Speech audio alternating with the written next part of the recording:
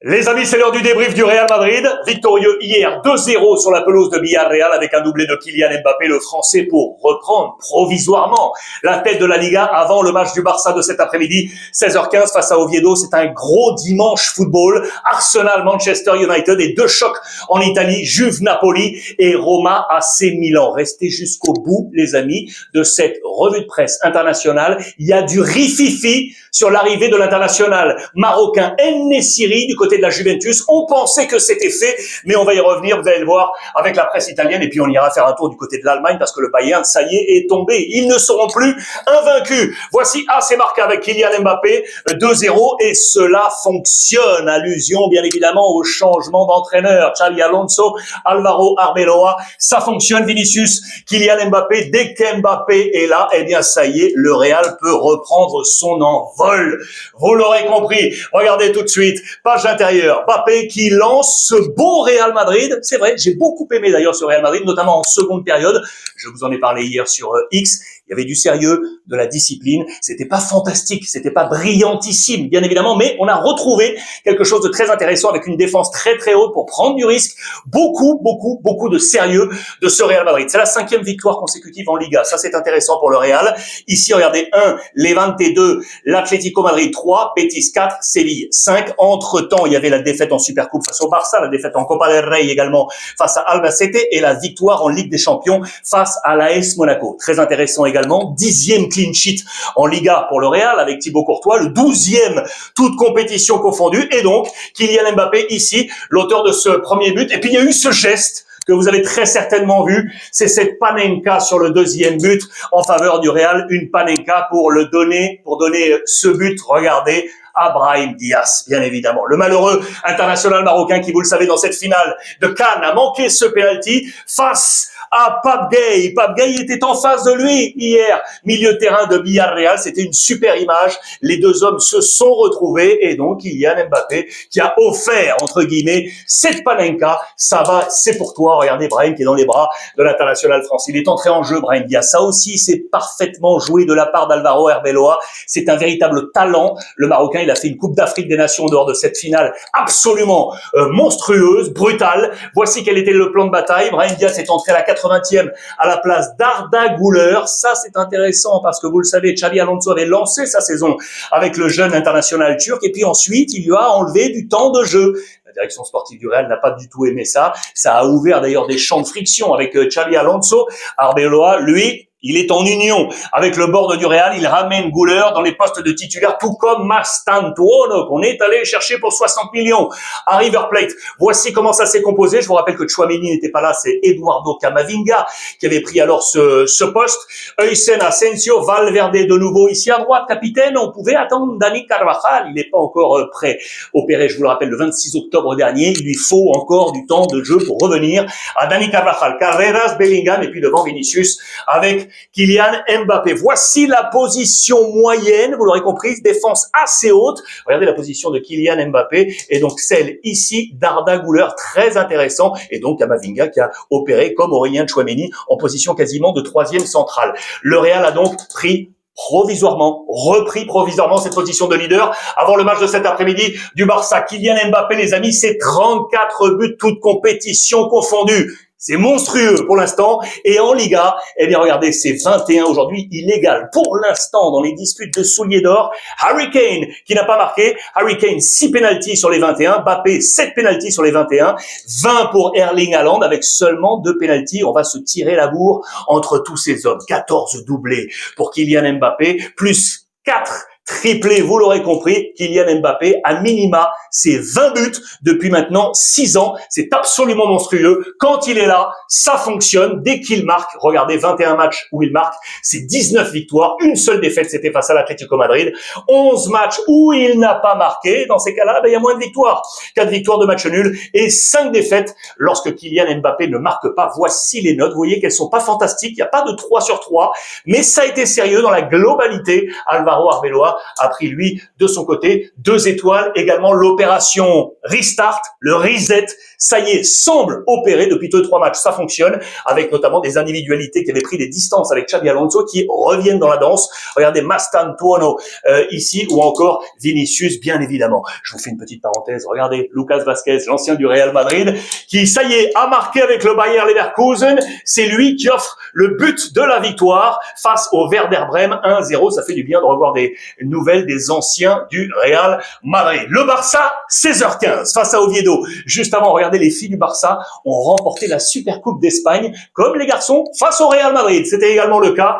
C'est la une de Sport. Regardez, c'est le 6e trophée Supercopa pour le Barça. Pas de Real dans ce ranking. C'est le Barça qui remporte absolument tout. Le président Laporta, il était là, les amis, en pleine élection. Vous le savez, campagne électorale. Attention, Florentino Pérez n'était pas là. Lui, c'est souligné dans les colonnes du Mundo Deportivo. Et regardez, à l'inverse des garçons, eh bien, les filles du Real Madrid ont fait la haie d'honneur au Barça. C'est un petit signe, bien évidemment, à distance. Les super championnes, elles sont là. En attendant, attention au match piège cet après-midi, 16h15 pour le Barça de Robert Lewandowski face à Oviedo, qui ne gagne plus depuis septembre. C'est un animal blessé qui peut se réveiller. Attention, après l'échec face à la Real Sociedad pour le Barça. Et en plus, on va garder des forces pour la Ligue des Champions la semaine prochaine. Voilà pourquoi ça peut être un match piège pour Hansi Flick. Je vous le rappelle, pas de Pedri. Pedri n'est toujours pas là. 1 mois d'absence, je vous le rappelle, après sa blessure. Et c'est Dani Olmo qui devrait se déguiser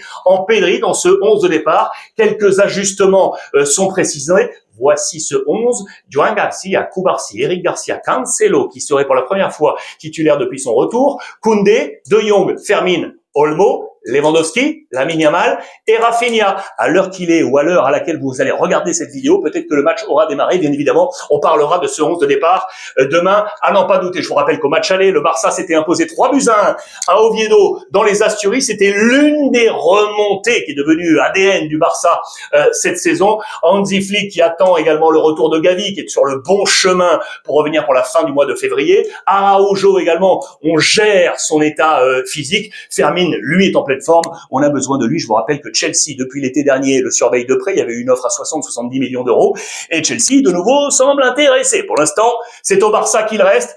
Élection dans quelques temps, là, du côté du Barça. Et il est clair et net. Hansi Flick, il va aller voter. Et pour la stabilité. Et donc pour Laporta, voilà qui est joué, et on va suivre ça avec beaucoup d'attention. Le Bayern n'est plus invincible, je vous l'ai dit, regardez les pages intérieures de Bild, le quotidien allemand, avec les visages blêmes, et notamment Harry Kane avec son coach compagnie, battu par Augsbourg, 2-1, avec notamment, tiens, Claude Maurice, qui a marqué, regardez les notes, je vous rappelle qu'en Allemagne, plus la note est haute, moins c'est bon, la meilleure note c'est donc 1 sur 5, ok? Et donc regardez les notes du côté, avec un 5 pour compagnie, ça veut dire catastrophique, 5 pour Harry Kane, 5 pour le jeune Karl Lennart. Les meilleures notes, c'est Ito qui prend un 3, le reste avec Olysée qui prend 4 également, ou Ta, la charnière centrale, 5 et 5. De l'autre côté, Augsbourg, vous voyez qu'il y a des bonnes notes, 1, des 2. C'est plutôt bon pour Augsbourg, et donc le Bayern qui est tombé, malgré la position toujours de meilleur buteur de Harry Kane avec Olysée. Regardez, 3 joueurs du Bayern dans le top 4, Luis Diaz, Olysée et Harry Kane avec ses 21 buts.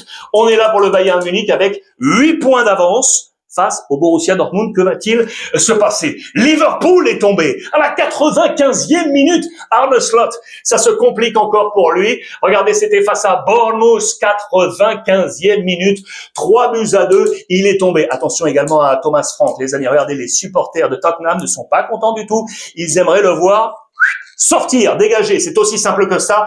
Voici le classement de cette première ligue avec Arsenal, 4 points d'avance sur Manchester City, et donc cet après-midi, cet énorme Arsenal Manchester United. Ça va être fabuleux. Mikel Arteta qui tient absolument à trouver le front commun avec les supporters. Il a besoin de ce 12e homme. Il l'appelle dans toutes les conférences de presse. Regardez Erling Haaland là qui regarde à distance après la victoire face au Wolverhampton 2-0 avec Haaland. Quand je vous parlais de front uni, regardez, c'est le titre également du Mirror, à double titre pour lui qui veut le front uni avec les supporters, et pour lui, Carrick, le coach de Manchester United, qui veut le front uni. Pourquoi? Parce qu'il a discuté avec Ole Gunnar Solskjaer, lui qui voulait la place, lui qui a perdu la place face à Carrick, eh bien les deux hommes se sont entretenus pour savoir comment on pouvait aller chercher une nouvelle victoire après la victoire dans le derby face à Manchester City. Voilà les fronts unis, gros match Arsenal-Manchester United, très très attendu. Au nord, c'était les corons, vous connaissez par cœur ce chant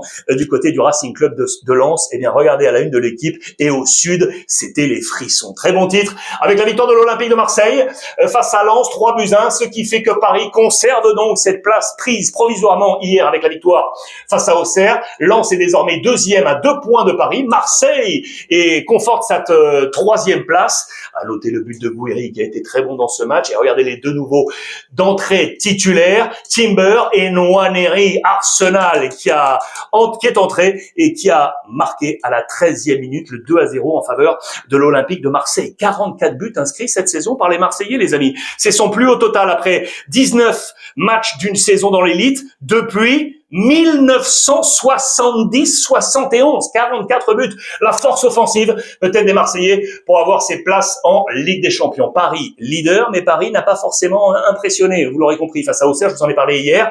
On a mis un focus aujourd'hui dans les colonnes de l'équipe sur Mayoulou. Il était ici dans le 11 de départ, regardez, de Luis Enrique. On nous dit qu'il a un petit coup de mou. Mayoulou, regardez, il était le 17e joueur le plus utilisé la saison passée de la part de Luis Enrique, joueur de champ. Aujourd'hui, il occupe la 8e place. Ok, il était 17e, aujourd'hui 8e place. Pourquoi je vous montre ça? Parce que les chiffres, effectivement, sont en berne. C'est les stats dans le quotidien l'équipe.